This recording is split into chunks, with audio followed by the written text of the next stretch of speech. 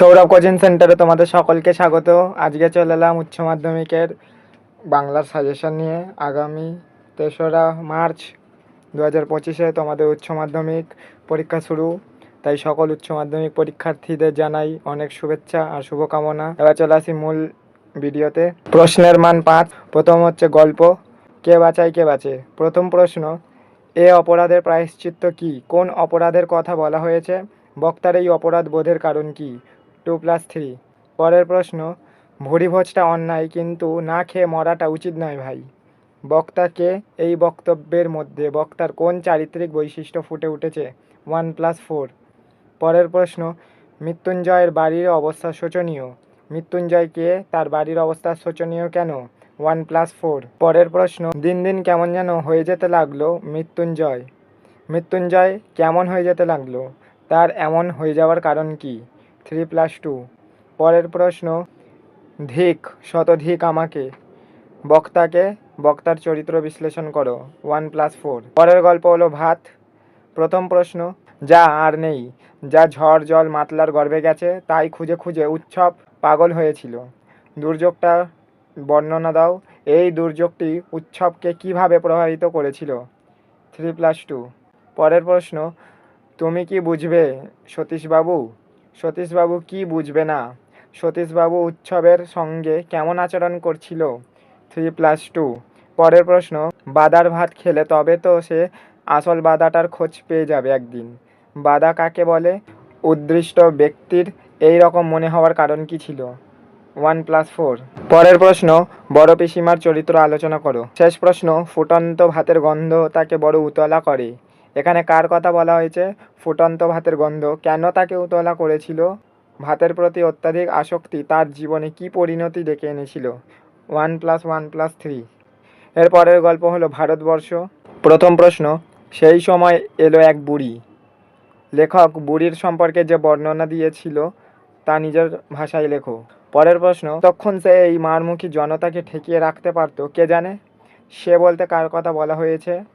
জনতা মারমুখী হয়ে উঠেছিল কেন? 1+4। পরের প্রশ্ন, আমি কি তা দেখতে পাচ্ছি নে?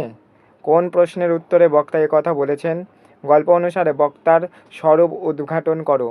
1+4। আর শেষ প্রশ্ন, বুড়ির শরীর উজ্জ্বল রোদে তপ্ত বালিতে চিত হয়ে পড়ে রইল। বুড়ির চেহারা ও পোশাকের পরিচয় দাও। তার তপ্ত বালিতে পড়ে থাকার কারণ কি? 3+2।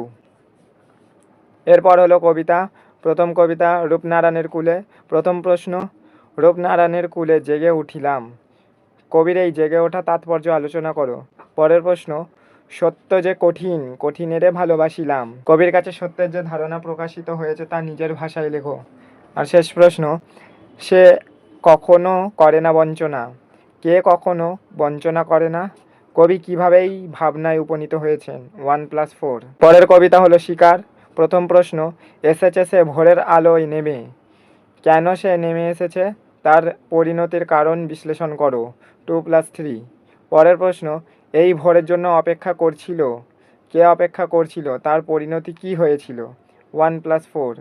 শেষ প্রশ্ন, শিকার কবিতায় যে দুটি ভোরের চিত্র ফুটে উঠেছে তা নিজের ভাষায় লেখো। পরের কবিতা হলো মহুয়ার দেশ। প্রথম প্রশ্ন, আমার ক্লান্তির উপর ঝরুক মহুয়া ফুল, নামুক মহুয়ার গন্ধ। আমার বলতে কার কথা বলা হয়েছে? তার এমন কামনার কারণ কি? 1+4। পরের প্রশ্ন, ঘুমহীন তাদের চোখে হানা দেয়, কিসের ক্লান্ত দুঃস্বপ্ন? কাদের কথা বলা হয়েছে? তার ঘুমহীন চোখে ক্লান্ত দুঃস্বপ্ন হানা দেয় কেন? 1+4। পরের প্রশ্ন, মহুয়া দেশ কবিতায় কবি মহুয়া দেশের যে চিত্র ফুটিয়ে তুলেছেন তা নিজের ভাষায় লেখো। এর পরের কবিতা হলো আমি দেখি। প্রথম প্রশ্ন, আমার দরকার শুধু গাছ দেখা। বক্তাকে তার গাছ দেখার কারণ কি? 1+4। পরের প্রশ্ন, আরোগ্যের জন্য সবুজের ভীষণ দরকার। ওই সবুজ বলতে কবি কি বুঝিয়েছেন? সেই সবুজকে পাওয়ার জন্য কবি কি নির্দেশ দিয়েছেন? 1+4।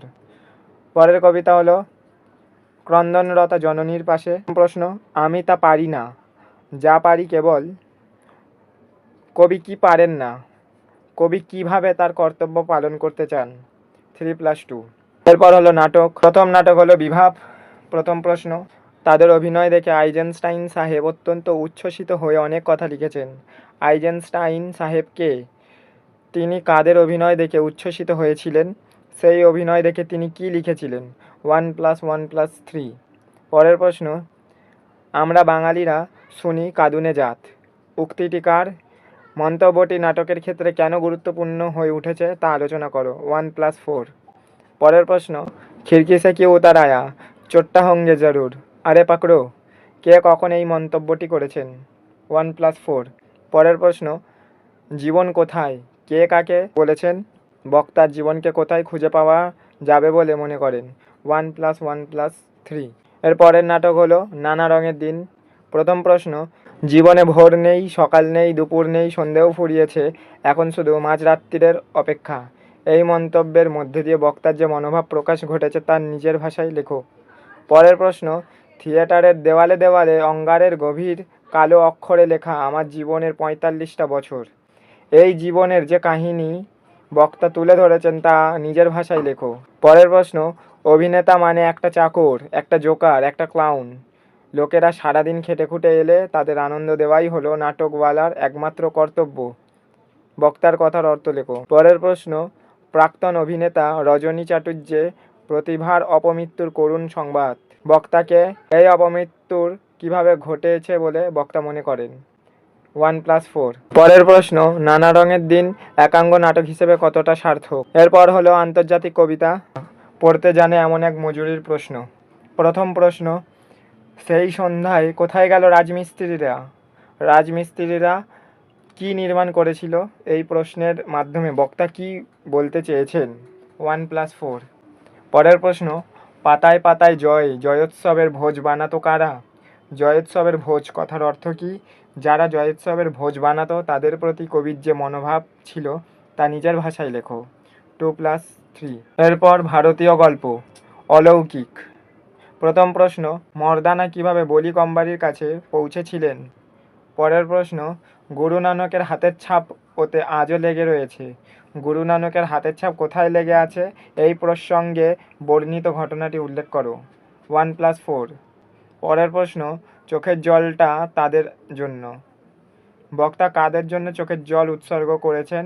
যে ঘটনা বক্তার চোখে জল এসেছিল সেই ঘটনাটি উল্লেখ করো। 1+4। পরের প্রশ্ন, অবাক বিহবল বসে আছি, মুখে কথা নেই।